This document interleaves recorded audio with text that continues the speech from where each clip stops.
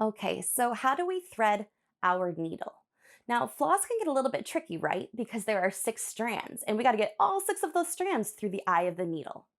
Luckily, most embroidery needles have a slightly larger eye. So I'll talk you through some of the easier ways that you can thread your needle, aka get that thread through the eye of your needle so that you can start stitching. Let's get started. Now, if you think that you can go ahead and place the floss through the eye of your needle without any extra assistance or tools, by all means, go for it. Personally, sometimes I have trouble threading my needle, and I like to use a needle threader.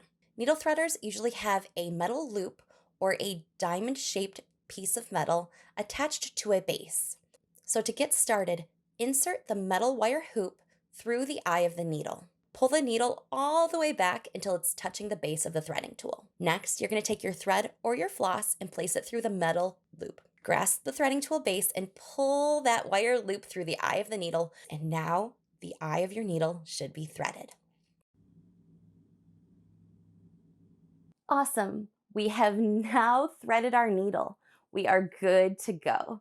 So we also need to talk about how to knot our thread or how to make sure that we anchor it in place before we start stitching. Well, I think the easiest way to do this is to knot the end of our floss so that it doesn't pull through while we're stitching. Now, not everyone loves knots on the back of their project, so if you'd rather hold the tail in place, that's perfectly fine. But if you're just getting started and you don't want to worry about holding something on the back of your hoop while you're stitching on the front of your hoop, let's break it down and make it simple. I'll show you how to just tie an easy knot on the end of your floss so that it doesn't pull through your fabric. If you want to elevate later and hold the floss, that's totally fine. But if you're looking for just a simple technique to keep your floss from pulling through your fabric, let's talk about it. So to get started, you're going to tie a knot at one end of your floss strand. Loop the floss into a small circle and pull the end of the strand through that loop. Use your nail to lightly pinch the loop floss where you want your knot to be located, and then pull the longer strand to set the knot in place. Make sure that your knot is wider than the needle, or it's going to pull right through the fabric.